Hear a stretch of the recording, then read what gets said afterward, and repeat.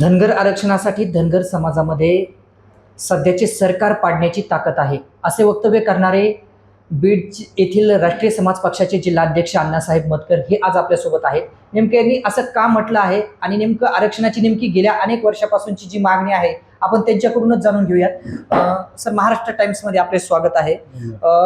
धनगर आरक्षणासाठी आपण जे राज्याचं सध्याचं सरकार पाडण्याची धनगर समाजामध्ये ताकद आहे असं आपण वक्तव्य केलं होतं, नेमकं काय सांगाल?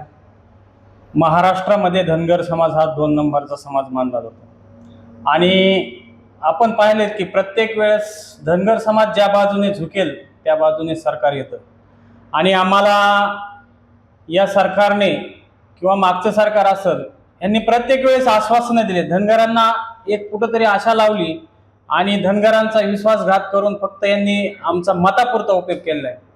कारण की आत्ताचे विद्यमान मुख्यमंत्री साहेब यांनी आम्हाला 2014 मध्ये बारामती या ठिकाणी आश्वासन दिलं की आम्ही तुम्हाला पहिल्या कॅबिनेटमध्ये आरक्षण देऊ, तुम्ही आम्हाला मदत करा आणि सरकार आणण्यासाठी सहकार्य करा. धनगर समाज हा राष्ट्रवादी काँग्रेसच्या पाठीमागे असताना पूर्ण समाज हा भाजपच्या पाठीमागे आला आणि भाजप हे धनगरांच्या मतामुळे या ठिकाणी सत्तेत बसलं. पण ज्या देवेंद्र फडणवीस साहेबांनी आम्हाला सांगितलं होतं की पहिल्या कॅबिनेटमध्ये आरक्षण देऊ, पण त्यांना त्याची मला वाटतं कुठंतरी विसर पडला आहे आणि अशा कितीतरी कॅबिनेट झाल्यात. आज 2026 चालू आहे पण त्या आरक्षणावर कुठेही ते बोलत नाहीत. पण मला वाटतं की धनगर समाज जर मनात आलं तर हे पण सरकार पाडू शकतं असं मी या ठिकाणी ठामपणे सांगू शकतो. आपण वेळोवेळी जे मोर्चे केले, रास्ता रोको केले, रस्त्यावर मेंढ्या बसवल्या, विविध आंदोलने केली, पण सरकारला कुठं घाम फुटताना दिसत नाही. कसं पाहता याकडे? सरकार प्रत्येक वेळेस समाज हा रस्त्यावर उतरतो, आश्वासनं देतात, पण कुठंतरी दिशाभूल केली जाते. कुठंतरी न्यायालयाचा आधार घेऊन आम्हाला कुठंतरी दाबण्याचा प्रयत्न केला जातो. राष्ट्रीय महादेवजी जानकर साहेब यांनी आम्हाला जे सांगितलेलं आहे आणि समाजासाठी त्यांनी जो आतापर्यंत जो लढा केलेला आहे, कारण की समाज जागृत करण्याचं जानकर साहेबाचं खूप मोठं काम आहे. त्याच आज जानकर साहेबाला कुठंतरी या सरकारने बी डावललं आहे. कारण की या माणसाला जर आपण सत्तेत घेतलं, सत्तेत बसवलं तर हे समाजासाठी आणि धनगर समाज विशेष म्हणजे सर सांगायचं म्हणजे धनगर समाज जर या ठिकाणी सत्तेत आला किंवा यांना आरक्षण दिलं तर ह्यांना सगळ्यात मोठी एक भीती आहे की या ठिकाणी जे आरक्षित जागा पडतील की खासदारकी असेल, महाराष्ट्रात 20 ते 25 आमदार असतील, जिल्हा परिषद पंचायत समिती सदस्य असतील, हे कुठेतरी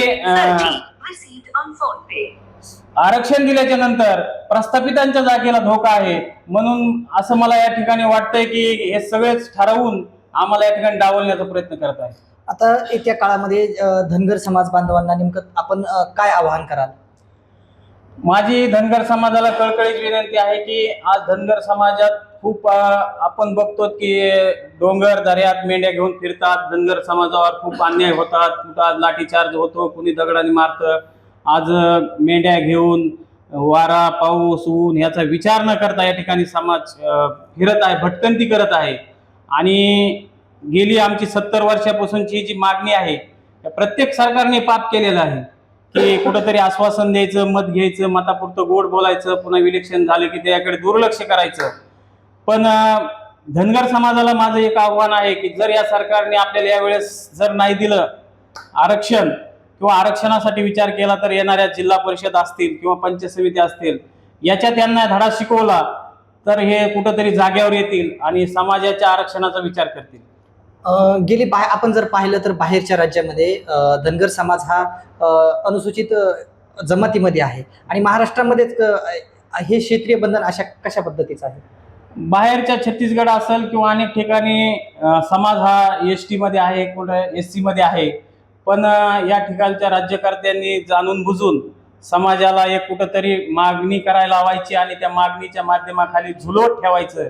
आणि तुम्हाला आताच मी म्हणलं होतं की समाज हा हुशार आहे, कुठंतरी आरक्षण भेटलं तर या प्रस्थापितांना धोका होईल आणि धनगरांचा उद्या मुख्यमंत्री सुद्धा होऊ शकतो. म्हणून हे समाजाला टार्गेट करून सगळे सर्वपक्षीय थांबवण्याचं काम करतात आरक्षणापासून.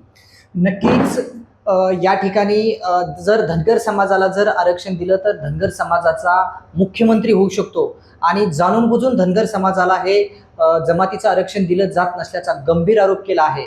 मात्र तात्काळ आपण धनगर समाजाच्या आरक्षणाचा प्रश्न मार्गी लावावा, अन्यथा धनगर समाज सरकार पाडल्याशिवाय राहणार नाही, असे राष्ट्रीय समाज पक्षाचे जिल्हाध्यक्ष अण्णासाहेब मतकर यांनी व्यक्त केले आहे. सुनील जाधव, महाराष्ट्र टाइम्स, बीड.